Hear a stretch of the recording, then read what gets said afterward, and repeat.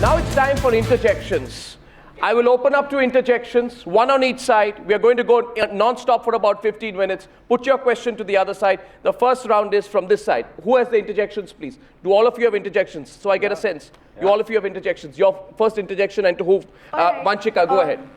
I need to ask Mr. Chaudhary. And, Go on. You know, this is something. This is against like what the stand I've got from this side, right? So fine.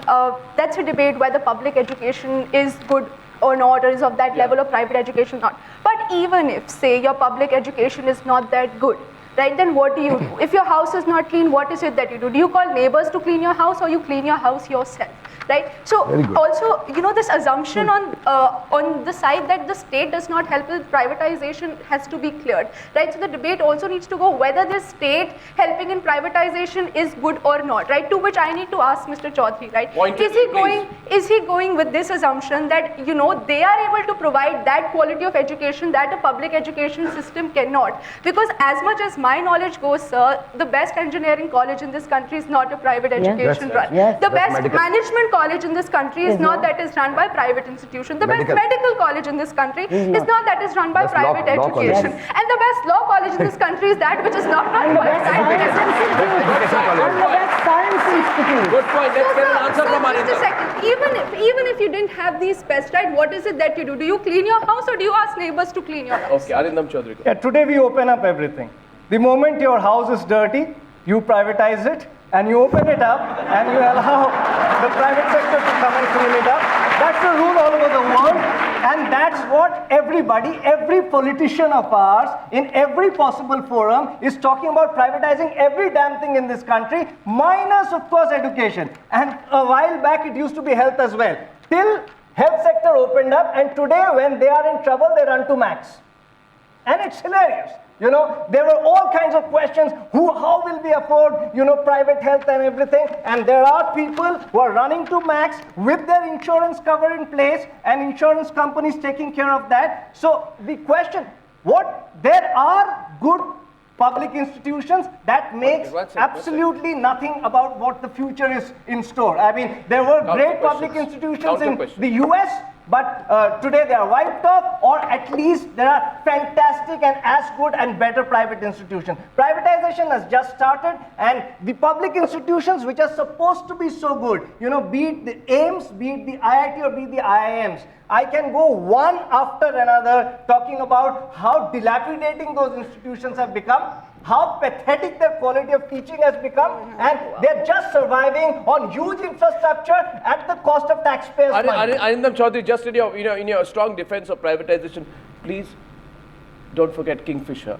we get a question from the others. More people in this audience today will fly Air India than Kingfisher.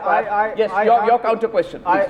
I have to take off. Yours. Who's your question to? My question is to Madhuji. Madhuji, go ahead. Madhuji, you have made 2-3 statements. You've said that public schoolings have brought up foreign secretaries and so on.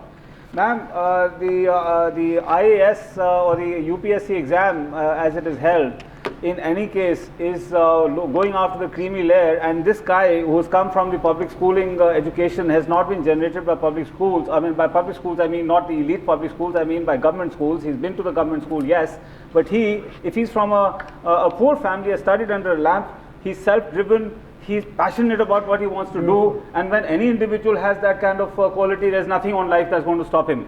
Now, as if I take off on the Indian Foreign Service, it's the most pathetic foreign service on earth. I mean, that's not the issue. You know, I think such sweeping statements probably won't help. Now, the second thing is that you say about what's your question to her? Come to your directed question. How are you going to educate all without having the financial capability to have strong infrastructure, without having a policy framework which looks after everybody's interest? You are saying that private education is all about profiteering, but excuse me, the fact of the matter is that to survive and grow, these very institutions will need to attract the best students. And as Arindam has pointed out, this is a very recent phenomenon. And to attract the best students, they will give scholarships. The question must be kept in the context of the fact that the UNESCO says that India has the lowest public expenditure on education in the world. But let's get an answer on the other side. Let her answer to you, please. Let her answer to you. For that. I'd like to answer both of your questions. I'm coming to actually you. together, what Arindam raised and what you have raised also, Naveen, which is that you are saying that where is the money going to come from? Yes. But let's look at what the example that he gave of Max Hospital. Yes. Max is a hospital I go to. Right. And do you know how I can go to Max? Because I get CGHS coverage. Right. Who is paying for CGHS coverage for me? It's the Indian state. It's Good the point. government which is paying. I pay taxes, the state gives me the money to go to Max. Correct. 5 years ago, before CGHS was included in Max, Yes. Max was absolutely emptied of patients. Today, it is full of CGHS and Afghan refugees. Well, But so you what's get- the Afghan what's the- refugees get paid, you're- but you're getting what I am quality- saying quality- is, quality. what I am saying is, the state is building up Max. For the amount that they are paying me What? to go to Max Hospital, No. they could have started No, 3 no, no, medical institutes by now. the point being That's made the here. unfortunate reality of the state. With that money, they could have done it. No, the That's the point- unfortunate reality of the state. No, the point being made here is that the state cannot guarantee quality in anything, be it aviation or education That's true. or healthcare. That's the point being made. And Arindam Chaudhary and you are arguing that's only private institutes which Have the money. provide the quality or have the money. She's saying the money I'm is saying coming the from money is taxpayer. coming from One the minute, state. Professor You have the Sadgopal. guts Let's to not get invest. it. Professor Sadgopal, you have a question, please. Not a statement. You have a question for any of our panelists? Yeah, I have a question. Who's I have your a question, question. to, sir? The destruction of public question to, education system, which I mentioned, has been ignored. Why have you ignored? How the process of destroying the public education system, which began formally in 1991 and advanced in the present decade, what is that destruction agenda? Agenda is to underfund. Please, listen, let me complete. Let him complete. In 1990, government was spending 4% of GDP, nothing great, but still 4% of GDP. Today is spending 3.5% of GDP. What are you alleging? And who's your question to? And underfunding, why is underfunding taking place? Underfunding taking place in order to promote privatization, number one. Number two, the moment government announces that we're going to give low interest bank loans to the corporate houses for setting up private institution, the first person who runs up to Mr. Sibbal is a leading person from the corporate houses. What about income tax exemptions? What about the cheaper land? Concessional rates of land. What about 6-pay commission being used to fund up to 1 lakh rupees per person per child on an annual basis for private institutions? what are you alleging? The You're making a moment statement. What's your question, sir? would privatization agenda, the financialization of education agenda, survive if state withdraws its support? So you want the state to withdraw all support to private education? I'm saying, would it survive? I'm asking a question. Yeah, who's Would your it question survive to side if the of- state withdraws So its they're not support? bringing money. You want to take that on? Basic charges. Thank- There is a conspiracy, Arindam. It's a conspiracy of the state. Yeah, it's which a massive allows conspiracy the banks- of the the state, banks are funding which you. Has, which Public has sector banks are destroyed funding you. Let him every respond. public Let him respond to system. you. Yeah. There's a massive conspiracy of the state which has destroyed every public system in this country. And public systems are not supposed to be as bad as it is. It's just poor leadership. And once it is destroyed, then who's going to take care of it? You've left it to the private players. And thankfully, I am not I'm perhaps the only private player who's never got 1% any kind of advantage from the government. And I'm extremely proud of it. In fact, I'm anti-government. I have all the problems with the government. So if you destroy everything that is public, then and you want to sell it off to the private sector. The question. You're not answering. Can anyone on this side answer the broader question put by Professor Sadgopal, which is this? Private education institutions are deliberately being propped up by an inactive government because they want the Active private government, sector sir, by- active government. Deliberately. Proactive government. Deliberately. So it's Capable government. That's the government policy then. That's a strong I check, feel what Not Sir is inactive. well, Why I be feel what active? Sir is calling a destruction of our public institutions and our schooling system. I think it is merely a recognition by the government that that education is no longer just a social service. Education, like your power, like your other necessities, it is an economic input in today's world.